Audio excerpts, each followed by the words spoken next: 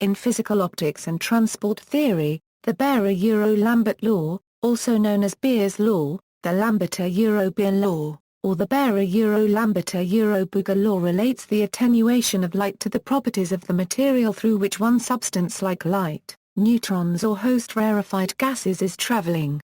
It is strongly related to BGK model equations. The law states that there is a logarithmic dependence between the transmission, T, of light through a substance and the product of the attenuation coefficient of the substance, I pound, and the distance the light travels through the material, A.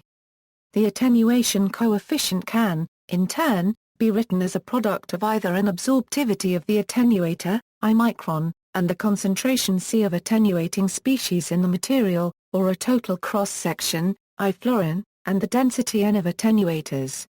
In some chemistry applications for liquids these relations are usually written with the notation. Whereas in biology and physics, they are normally written as where under the intensity of the incident radiation and the transmitted radiation, respectively. I florin is attenuation cross-section and N is the concentration of attenuating medium. The base 10 and base E conventions must not be confused because they have different numerical values for the attenuation coefficient. However, it is easy to convert one to the other, using, and to express the decimal logarithm quantity with the decibel unit of measure. The transmissivity is expressed in terms of an absorbance which is defined as, whereas it can be expressed in decibels as. This implies that the absorbance becomes linear with the concentration according to and for the two cases, respectively. Thus, if the path length and the attenuation coefficient are known and the absorbance is measured, the concentration of the substance can be deduced. Although several of the expressions above often are used as Berer-Lambert law, the name should strictly speaking only be associated with the latter two. The reason is that historically, the Lambert law states that attenuation is proportional to the light path length, whereas the Beer law states that attenuation is proportional to the concentration of attenuating species in the material. If the concentration is expressed as a mole fraction, that is, a dimensionless fraction, the attenuation coefficient takes the same dimension as the attenuation coefficient, that is, reciprocal length. However, if the concentration is expressed in moles per unit volume, the attenuation coefficient is used in La molar 1 a Gma 1, or sometimes in converted SI units of M2 a molar 1. The attenuation coefficient I pound is one of many ways to describe the attenuation of electromagnetic waves. For the others, and their interrelationships, see the article, Mathematical Descriptions of Opacity. For example, I pound can be expressed in terms of the imaginary part of the refractive index, I, and the wavelength of the radiation, in free space, I0, according to. In molecular attenuation spectrometry, the attenuation cross-section I florin is expressed in terms of a linear strength, S, and a linear shape function, I. The frequency scale in molecular spectroscopy is often in Gma 1, where the linear shape function is expressed in units of 1/Gma 1. Since N is given as a number density in units of 1 per centimeter 3, the linear strength is often given in units of cm2 Gma 1/molecule. A typical linear strength in one of the vibrational overtone bands of smaller molecules, for example, around 1.5 I1/4 m in CO or CO2, is around 10 or 23 cm 2 Gma 1, although it can be larger for species with strong transitions, for example, C2H2. The linear strengths of various transitions can be found in large databases, for example, HITN. The linear shape function often takes a value around a few 1/Gma 1, up to around 10/Gma 1 under low-pressure conditions, when the transition is Doppler broadened, and below this under atmospheric pressure conditions, when the transition is collision broadened. It has also become commonplace to express the linear strength in units of Gma 2 per atmosphere, since then the concentration is given in terms of a pressure in units of atm. A typical linear strength is then often in the order of 10 or 3 Gma 2 per atmospheres. Under these conditions, the detectability of a given technique is often quoted in terms of ppm a euro cent m. The fact that there are two commensurate definitions of attenuation implies that the absorbance and the attenuation coefficient for the cases with gases, A and I pound, are ln A 10 times as large as the corresponding values for liquids, that is, A and I pound, respectively. Therefore, care must be taken when interpreting data that the correct form of the law is used. The law tends to break down at very high concentrations, especially if the material is highly scattering. If the radiation is especially intense, nonlinear optical processes can also cause variances. The main reason, however, is the following. At high concentrations, the molecules are closer to each other and begin to interact with each other. This interaction will change several properties of the molecule, and thus will change the attenuation. If the attenuation is different at higher concentrations than at lower ones, then the plot of the attenuation coefficient will not be linear, as is suggested by the equation, so you can only use it when all the concentrations you are working with are low enough that the absorptivity is the same for all of them. Derivation. Classically, the Beer-Lambert law was first devised independently, where Lambert's law stated that absorbance is directly proportional to the thickness of the sample, and Beer's law stated that absorbance is proportional to the concentration of the sample. The modern derivation of the Beer-Lambert law combines the two laws and correlate the absorbance to both, the concentration as well as the thickness of the sample.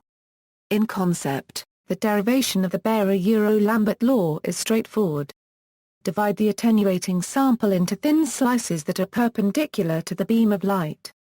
The light that emerges from a slice is slightly less intense than the light that entered because some of the photons have run into molecules in the sample and did not make it to the other side. For most cases where measurements of attenuation are needed, a vast majority of the light entering the slice leaves without being attenuated. Because the physical description of the problem is in terms of differences intensity before and after light passes through the slice we can easily write an ordinary differential equation model for attenuation. The difference in intensity due to the slice of attenuating material is reduced. Leaving the slice, it is a fraction of the light entering the slice. The thickness of the slice is, which scales the amount of attenuation. In symbols, or. This conceptual overview uses to describe how much light is attenuated. All we can say about the value of this constant is that it will be different for each material. Also, its values should be constrained between a 1 and 0. The following paragraphs cover the meaning of this constant and the whole derivation in much greater detail. Assume that particles may be described as having an attenuation cross-section, I fluorine, perpendicular to the path of light through a solution, such that a photon of light is attenuated if it strikes the particle, and is transmitted if it does not. Define Z as an axis parallel to the direction that photons of light are moving, and A and EZ as the area and thickness of a three-dimensional slab of space through which light is passing. We assume that dz is sufficiently small that one particle in the slab cannot obscure another particle in the slab when viewed along the z direction. The concentration of particles in the slab is represented by n. It follows that the fraction of photons attenuated when passing through this slab is equal to the total opaque area of the particles in the slab, I fluorine na dz, divided by the area of the slab A, which yields I fluorine na dz. Expressing the number of photons attenuated by the slab as d is, and the total number of photons incident on the slab as is, the number of photons attenuated by the slab is given by. Note that because there are fewer photons which pass through the slab than are incident on it, d is actually negative. The solution to this simple differential equation is obtained by integrating both sides to obtain as a function of z. The difference of intensity for a slab of real thickness A is I at R equals A0, and EL at R equals AA. Using the previous equation, the difference in intensity can be written as rearranging and exponentiating yields. This implies that and the quantity I pound is called the total macroscopic cross-section or attenuation coefficient, depending on the topic. The derivation assumes that every attenuating particle behaves independently with respect to the light and is not affected by other particles. While it is commonly thought that error is introduced when particles are lying along the same optical path such that some particles are in the shadow of others, this is actually a key part of the derivation and why integration is used. When the path taken is long enough to make the medium attenuation coefficient not uniform, the original equation must be modified as follows. Where z is the distance along the path through the medium, all other symbols are as defined above. This is taken into account in the atmospheric equation above.